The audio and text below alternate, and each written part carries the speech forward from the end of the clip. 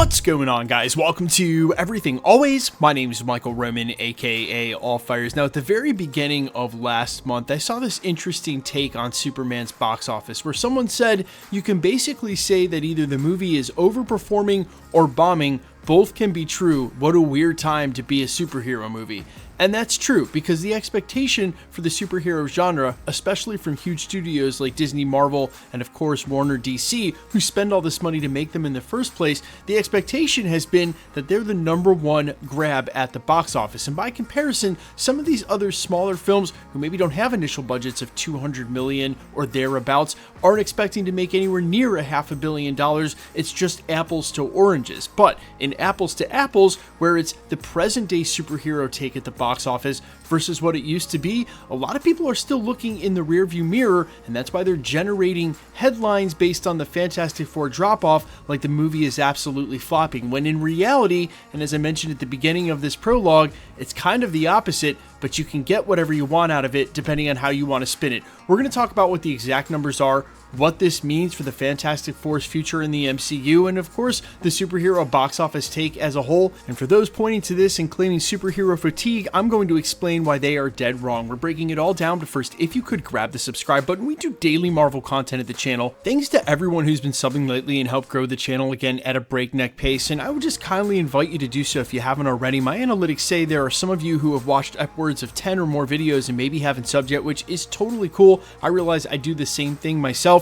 It's the #1 thing you can do to support us though, so if you enjoy the content, if you want to be entered for the giveaways, hit the sub button, leave a comment down below. If you want to stick around at the end of the video, we get into all the giveaway stuff again there.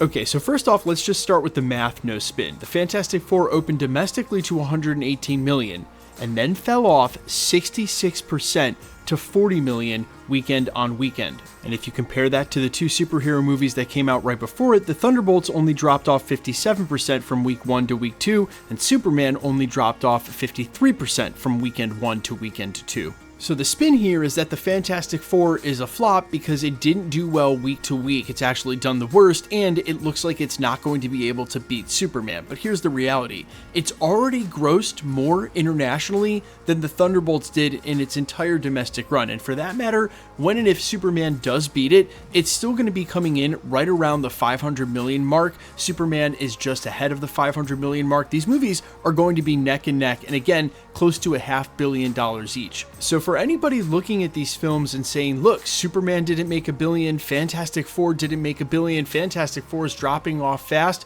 they are looking at this totally the wrong way.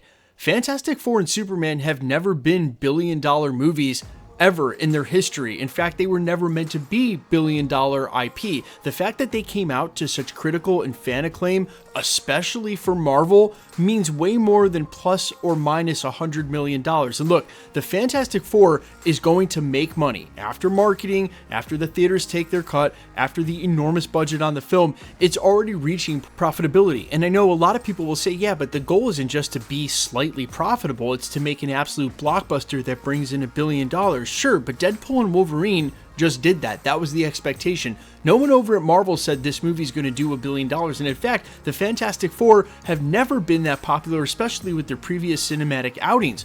Really, what this all leads to is the box office for Avengers Doomsday and the box office for Avengers Secret Wars, where the Avengers title carries a lot more cachet with a majority of the mainstream fan base outside of the diehards that are going to all these movies anyway. But the fact that they hit home runs with the Thunderbolts and Fantastic Four back to back means they've got the diehards back invested the way that they want, and they're on the right track making the kind of movies that are going to keep the fandom interested. And so I would look at this data and argue the exact opposite. The fact that Superman came out of the gate swinging, pun totally intended, and was able to reach the $500 million mark without too much stress and actually carried with word of mouth week on week, and the fact that the Fantastic Four is slowing down considerably but is still going to reach the 500 million mark, well, I would argue the exact opposite. I would argue that superhero cinema is alive and well and actually trending in the right direction. And there's one other thing to be considered here, especially for a studio as big as Marvel Studios and then even bigger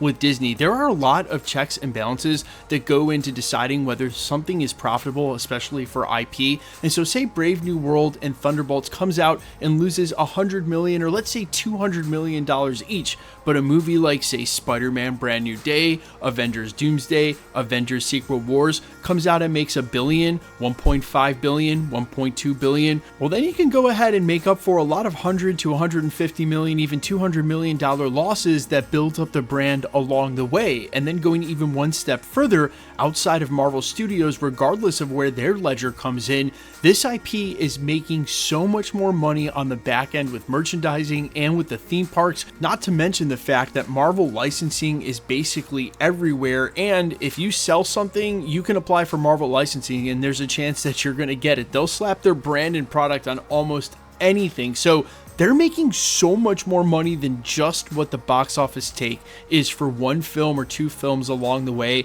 And as long as Avengers Doomsday and Avengers Secret Wars and say like Deadpool and Wolverine continue to hit those $1 billion marks, how quickly we've become desensitized to saying that $1 billion box office when some movies can't even reach 50, 60, 100 million. Even that's a dream for them. And it does sort of seem unreal sometimes, like I have to pinch myself when we can even be arguing about whether or not Fantastic Four at a box office take of what should be right around $500 million is a success or not. It doesn't matter what the profitability margin or the ROI was on whatever they spent for marketing and the budget on the film. That many people went and bought tickets to see it. Saying that there's superhero fatigue, well, let's put it this way. Superhero fatigue will be when people stop going to the box offices altogether, when it just does not reach any profitability whatsoever or even make sense for the studios to continue making Marvel movies and Marvel TV shows.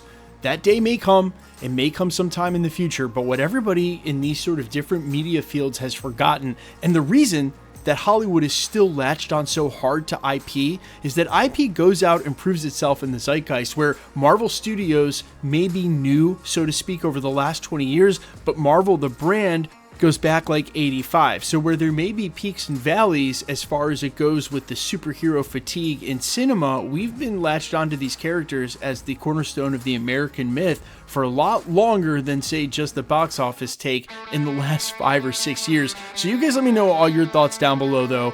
If you agree with any and all of this, if you think the Fantastic Four was better than maybe the box office is going to indicate, and if all in all, given what Marvel's released this year with Brave New World, Thunderbolts, and Fantastic Four, are you hyped for next year's Spider-Man and Avengers Doomsday? I'm all ears as always. Quickly, let's get into the giveaway stuff before I let you go. Still giving away PlayStations at the channel. Just announced 2 winners. We've got 2 left for the year. If you want to be entered to win or for any of the future giveaways, all the same rules will always apply. Just be a sub. Leave a comment down below because it's truly random. The more videos you comment on, the better chance you have of winning. All winners will be announced at the end of videos, the same way we're doing here, live with my voice and the winning comments shown on screen. You can follow me on Instagram and Twitter at IamFires. You can follow me on all other platforms with original music under the name All Fires. And while I would sincerely appreciate you checking my music out, thanks for checking this channel out. Stick around. We'll be posting again real soon.